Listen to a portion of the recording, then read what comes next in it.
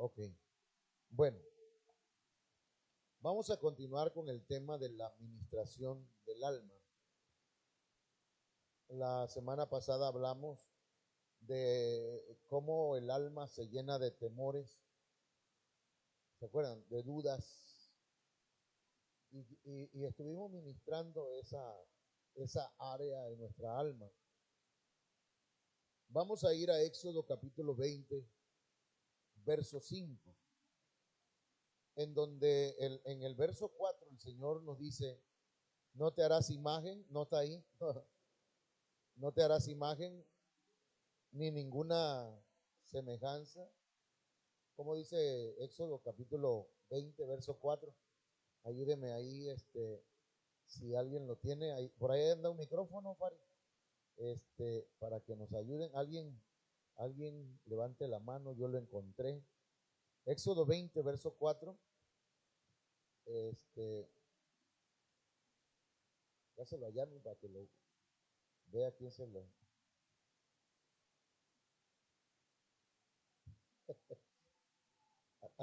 ¿Quién lo encontró? Ok. A ver, hermano, Éxodo 24. Amén. Dice la palabra, no te hagas ningún ídolo, ni nada que guarde semejanza con lo que hay arriba en el cielo, ni con lo que hay abajo en la tierra, ni con lo que hay en las aguas debajo de la tierra. Ok. Entonces, ahí está hablando de la idolatría, ¿verdad? Pero entonces, la Biblia nos dice, no los adorarás ni los servirás. Y tenemos que entender esto, hermanos, porque mire, ahí le puse una subraya, porque dice, no los adorarás, o sea, no vas a inclinarte ante ellos, no vas a servirle, amén. De manera pues, que, mire, nosotros descendemos, venimos de gente idólatra, ¿sí o no? Nuestros padres fueron idólatras. Dios les bendiga. Nuestros, nuestros abuelos fueron idólatras. De manera que nosotros traemos resabios. Traemos, un resabio no es alguien que es súper sabio, sino que traemos eh, residuos, traemos partículas de idolatría en nosotros. Por eso en estas fechas navideñas que ya vienen, decimos, ay, ya huele a Navidad. O cuando hay una feria, ¿qué hacemos? Pero esas actividades o esas fiestas, pregunto, ¿a quién están dirigidas? ¿A quién son dirigidas esas fiestas? A los ídolos católicos, o sea, a los ídolos, ¿verdad? Un arbolito, todo eso tiene un significado. Incluso nosotros ya hemos estudiado que Jesucristo no nació el 25 de diciembre, sino que nació entre finales de octubre, de septiembre y octubre. Finales de septiembre, inicios de octubre. Eso lo vimos con la Biblia, no estamos. De manera que ¿a quién se adora el 25? Porque algunos dicen, no pasa nada, nosotros vamos a adorar a Cristo, pero no nació ese día. Es un ejemplo que voy a poner. Supongamos que usted tiene una pareja, pero esa pareja le trató mal y le dejó, o se dejaron, pero ella cumplía año el 25 de diciembre y conoce a otra persona que usted quiere, que le trató bien, y esta nace entre finales de septiembre y principios de octubre. Entonces usted dice, pero mi amor, es que fíjate que nosotros hemos celebrado la fiesta esa del cumpleaños de mi ex el 25, ¿Qué te parece si celebramos tu cumpleaños el 25 en lugar del día que cumples años? ¿Qué le va a decir su esposa? ¿O qué le va a decir su ex? Su nueva pareja. ¿Qué le va a decir? ¿Estás loco? ¿Qué te pasa? Le va a armar un escándalo.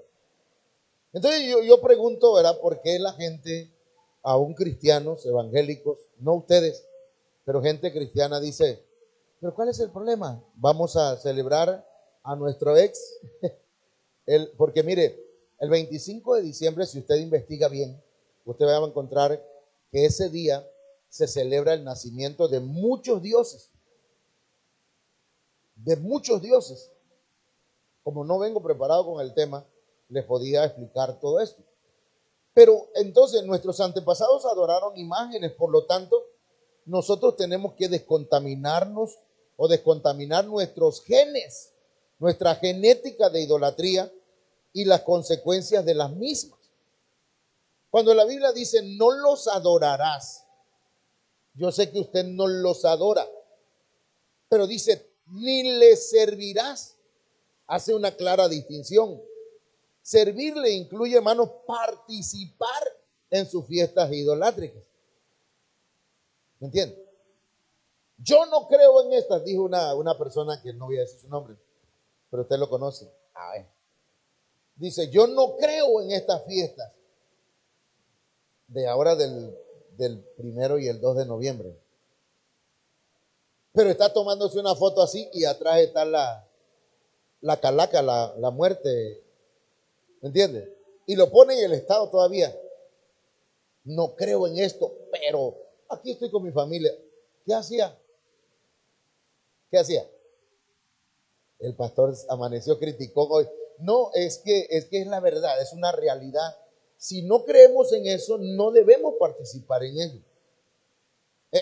Estamos hablando de cosas que se agarran del alma. Nuestra alma, hermanos, trae residuos de idolatría.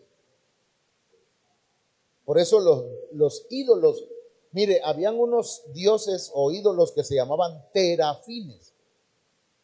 Los terafines eran piezas, figuras que ponían en las casas los israelitas y los adoraban. Eran ídolos familiares, ídolos que se ponen en la casa. Entonces, ¿cuál será nuestro terafín? ¿A quién adoro? Ya no adoro a María, ya no adoro a Pedro, ya no adoro a San Judas, ¿verdad? Ni a San Cudito. San Cudito, ese es un mosquito. Pero, hermano, a quien ya no adoro a ningún otro Dios, pero a lo mejor hay dioses que hay que examinar nuestro corazón, analizarlo. ¿Por qué, hermano? Mire, cuando se comienza a trabajar en un terreno, oiga bien, y empieza a hacerse pozas para construir, se encuentran cosas que se olvidaron ahí, quedaron enterradas. En una construcción que estaban haciendo, encontraron unos ejes o cosas así que donde ponen las llantas. Lo encontraron enterrado. Entonces, ¿qué habrá en nuestro interior? Porque ahorita se está trabajando sobre el alma. Ese es el terreno que estamos trabajando ahorita. Vamos a encontrar cosas en nuestra alma que no nos habíamos dado cuenta que estaban ahí. ¿Me está entendiendo? Entonces dice, no los adorarás ni los servirás. ¿Por qué? Porque yo el Señor tu Dios, soy Dios celoso. Dios nos cela, un celo santo. No quiere que nosotros adoremos otro Dios o pongamos otro Dios u otras personas en el lugar que le corresponde a él. Por eso es que Dios probó a Abraham. Ay, mi hijo Isaac, mira, tantos años que no había tenido hijos y vino a tener a los 100 años. Es mi adoración, dijo un día, no lo dijo así Abraham, pero es mi adoración. Entonces cuando Dios vio que su centro de atención era Isaac, le dijo, quiero que me sacrifiques a tu hijo, al que amas, porque también tenía otro, Ismael, pero no lo amaba tanto como a Isaac. ¿Qué le parece que el Señor le diga, a ver, sacrifícame? ¿Qué ama usted? ¿Qué ama mucho? Hermano, el micrófono, hijo, porfa. Sí, a ver, acá ven. Rapidito, papito, así como insofacto. Eso, apúrate. Bien, no sé si está bien lo que voy a decir ahora, pero si no, ahí me corrigen.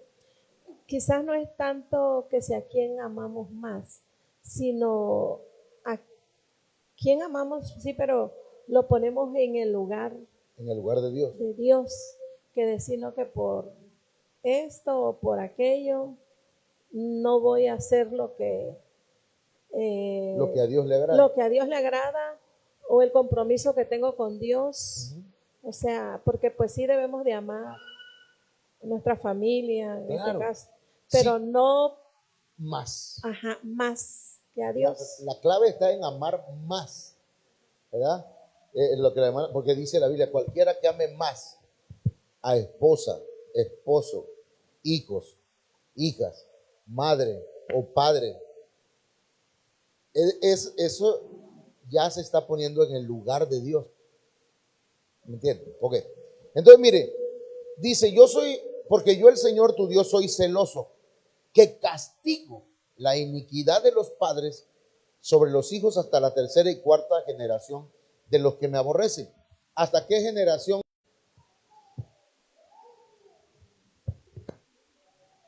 Dice el verso 6, pero trato con pendientes de los que me aman y cumplen mis mandamientos. Hay otra versión porque dice, y muestro misericordia a millares. La nueva traducción viviente dice, pero derramo amor inagotable por 1000 generaciones sobre los que me aman. Por 1000 generaciones. Millar no es un... Ya, hijo, ya. Gracias. Por 1000 generaciones. Millar, cuando la Biblia dice por millares, está diciendo por miles.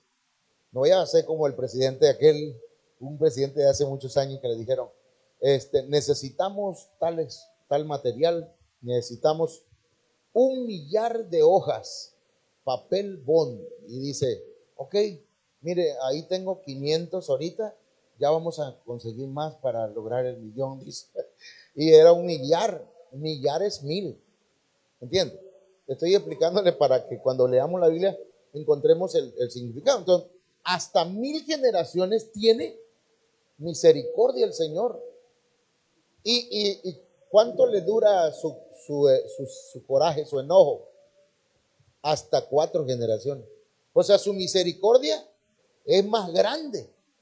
Su misericordia supera, amén, el castigo. Entonces, esto es importante, pero ¿a quiénes les hace misericordia? A los que le aman y guardan sus mandamientos. Bueno, vamos a ir un poquito más a prisa. Primera de Pedro 1:17. Y si invocáis como a Padre aquel que imparcialmente juzga según la obra de cada uno, nosotros, hermanos, creemos que Dios es nuestro Padre. Creemos que Él es nuestro Dios. Amén. Entonces, Él imparcialmente juzga la obra de cada uno. Y luego dice, nos pide algo. ¿Qué nos pide?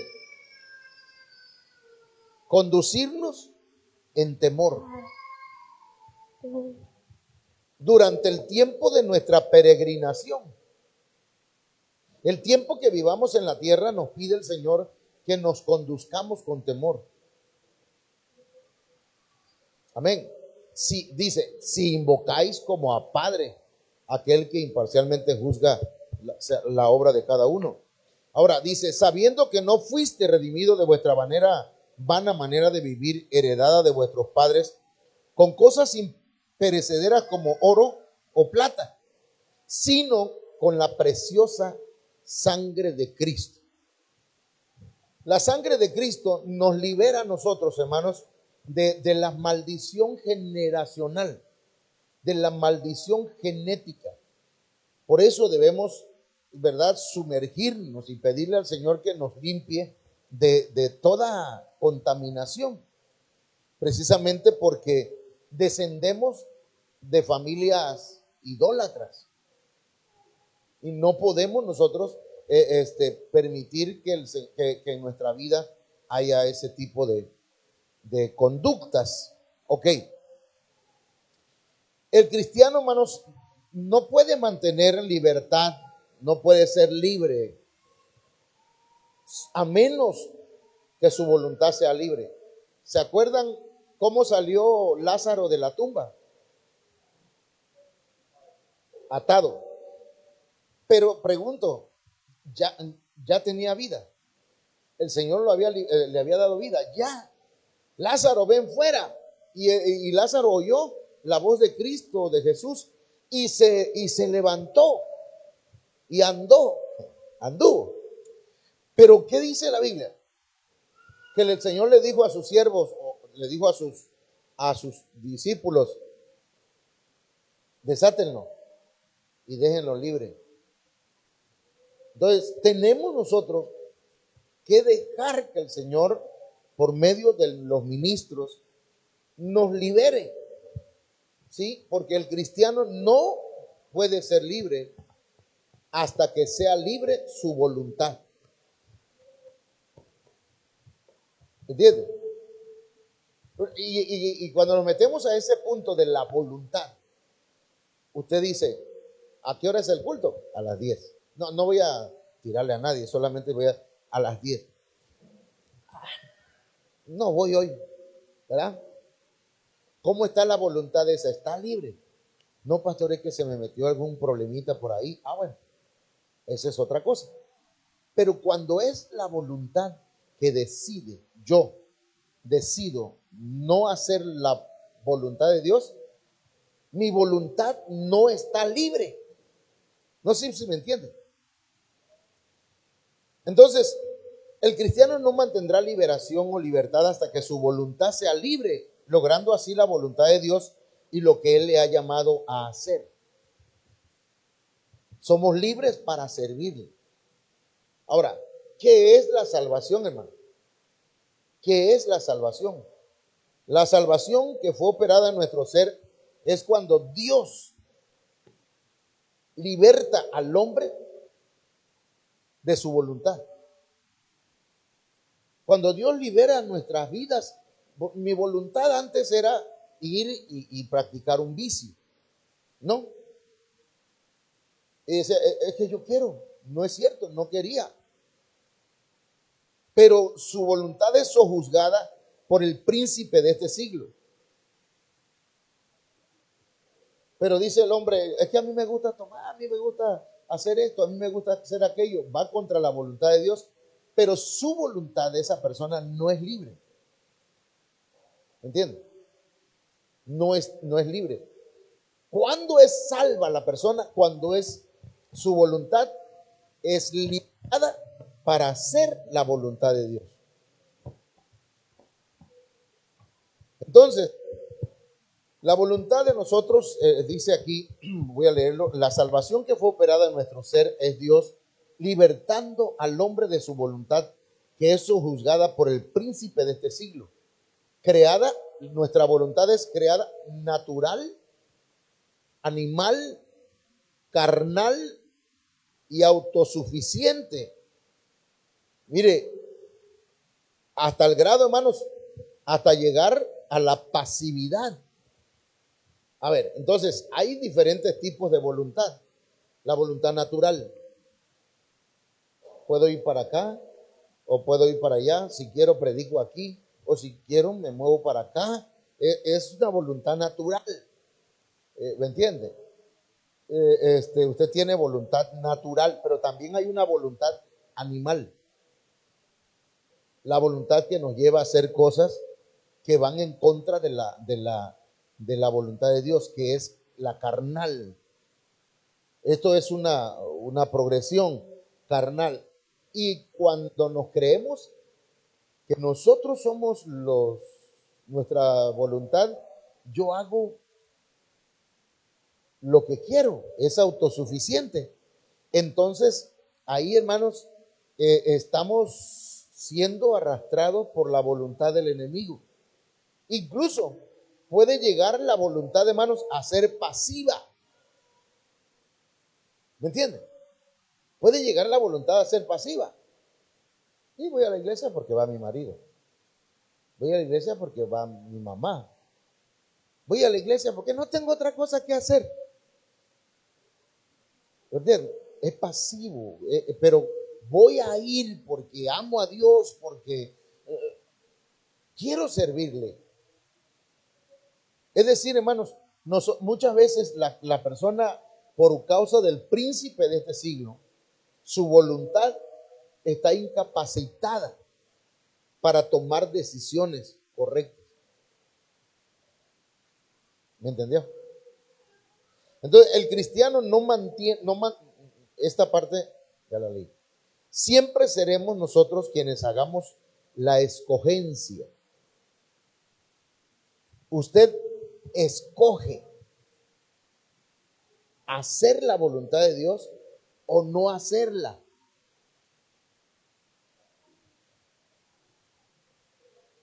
El principio para ser libre, hermanos, en nuestra voluntad es la sumisión a Dios.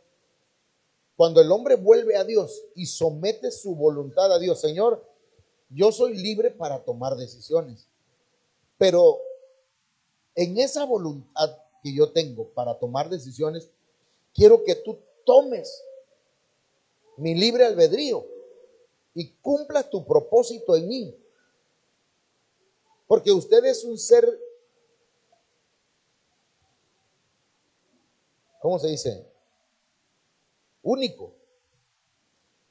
Usted es un individuo. Usted no puede estar haciendo las cosas porque las hace el otro. Usted tiene que hacerla por amor a Dios. Usted tiene que hacerlo con voluntad propia. El principio para ser libre entonces es la sumisión a Dios. Pero también, hermanos, la resistencia a la maldad, resistencia al príncipe de este mundo, de no hacerle su voluntad.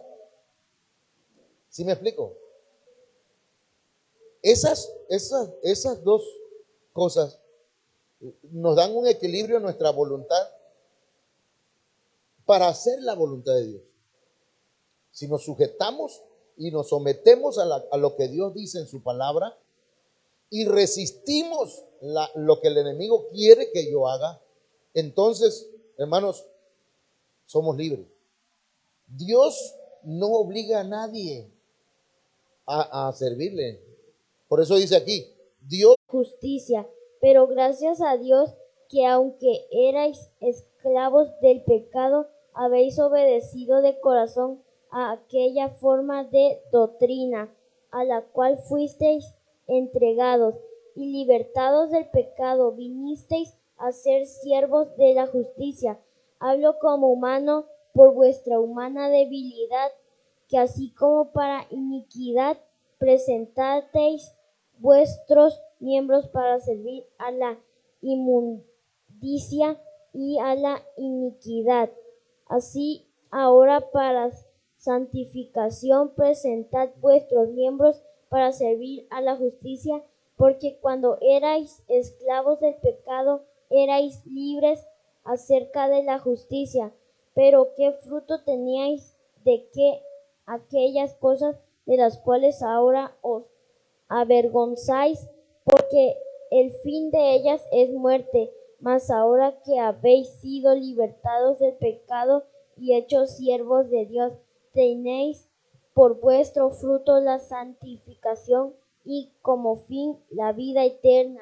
Porque la paga del pecado es muerte, mas la de Dios es vida eterna en Cristo Jesús, Señor nuestro. Ok. Mire, esa lectura de Romanos 6, del verso 12 al 23, nos habla de la voluntad nuestra. Antes eras esto, ahora eres esto. Por eso dice que la paga del pecado es muerte. ¿Por qué no va a responsabilizar Dios de algo que hicimos que, pues, no fue mi voluntad? Yo lo hice sin querer. Porque hay juicio si no somos responsables. Entonces, tenemos nosotros el alma mal enseñada, es viciosa y engañosa. Trata de buscar un escape. Esto lo hace a través de practicar el pecado. El alma practica el pecado, hermano. Miren, nosotros, dice la Biblia que ya no practicamos el pecado. A ver, otra vez, dice la Biblia que los que son de Dios ya no practican el pecado. Bueno, lo dice de otra manera, dice, los que son del diablo, ¿qué dice? El que practica el pecado, ¿de quién es? Del diablo. Eso dice. Padre, ¿y yo qué peco? No, pero es que dice practicar. ¿Y qué es practicar? Ejercitarse.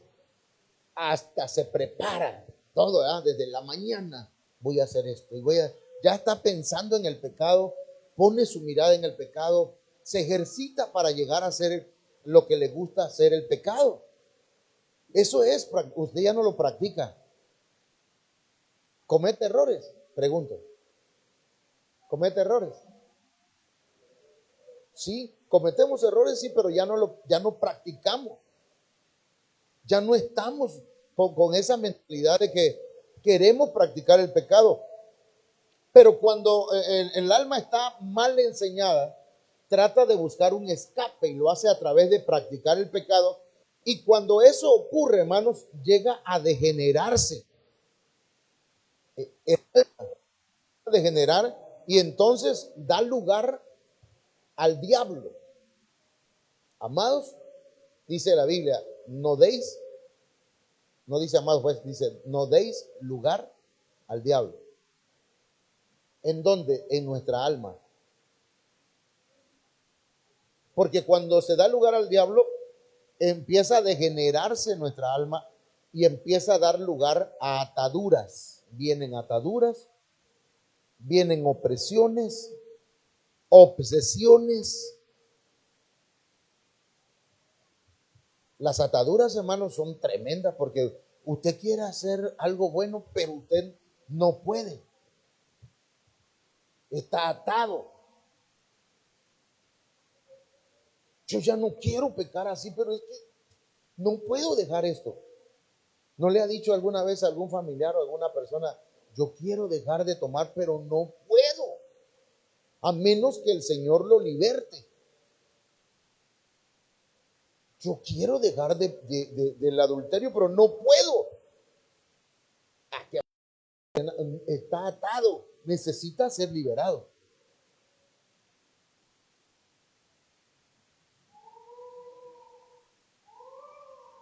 Amén.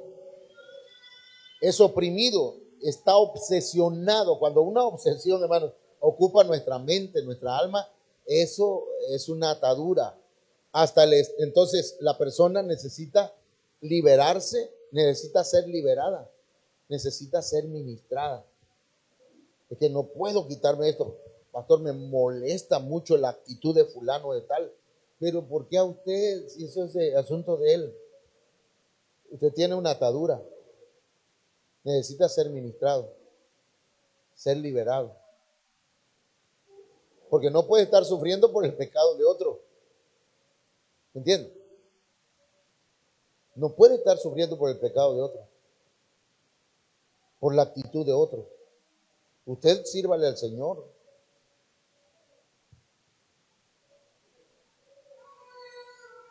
Entonces, mire, Mateo 12:43, aquí vamos a ir cerrando, 44 y 45. Dice que cuando el espíritu inmundo sale del hombre, ¿sabía usted, hermanos, que nosotros éramos casa de un espíritu inmundo o de varios espíritus inmundos?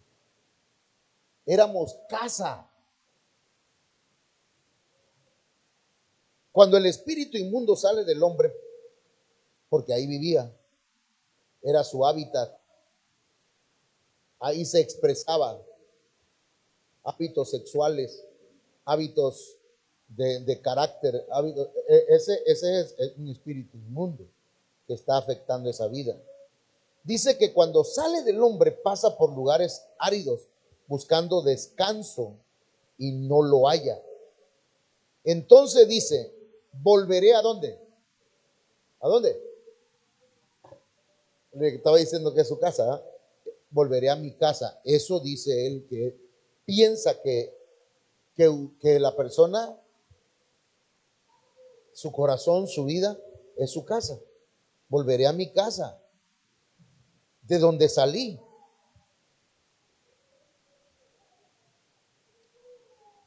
Nosotros cuando aceptamos a Cristo, el Señor nos liberó. Yo ya les he comentado, cuando recibí a Cristo, hermano, esa noche que yo acepté a Cristo, de mí salió un ave. Y yo creo que era un ave muy grande porque se escuchó, yo lo escuché, que voló. Escuché, sa, sa, sa, sa. Se fue.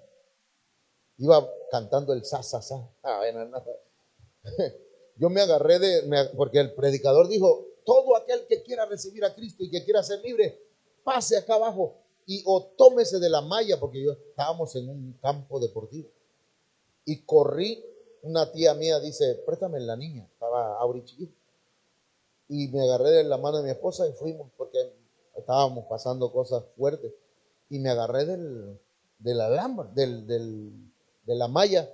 Y cuando toqué la malla, salió algo de mí. Lo escuché. Y me sentí libre, hermano. Salen espíritus de nosotros.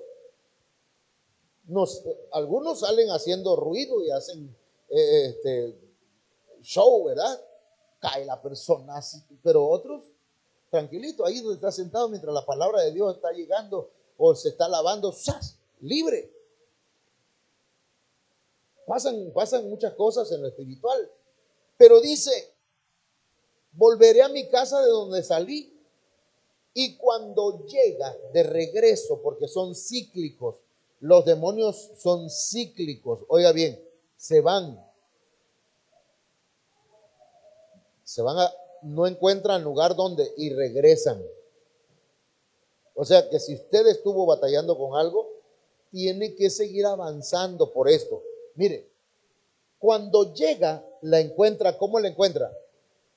Desocupada. Ya no hay espíritus ahí. Pero tampoco hay alguien ahí, no está Cristo.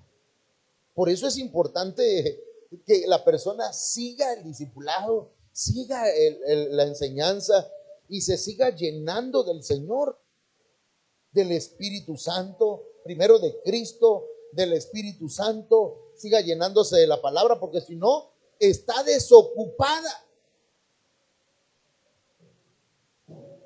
Y como está desocupada, pero resulta que está barrida.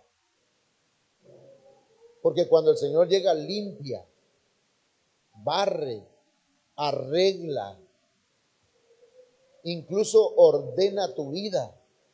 Pero a eso hay que seguirle dando.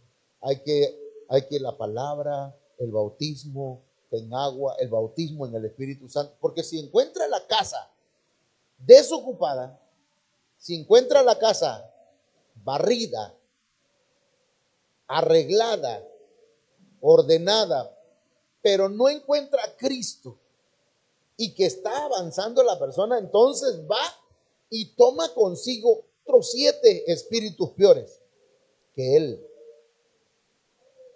Y entrados moran allí, hermano. Y el postrer estado de aquel hombre viene a ser peor que el primero. Está tremendo eso, ¿ah?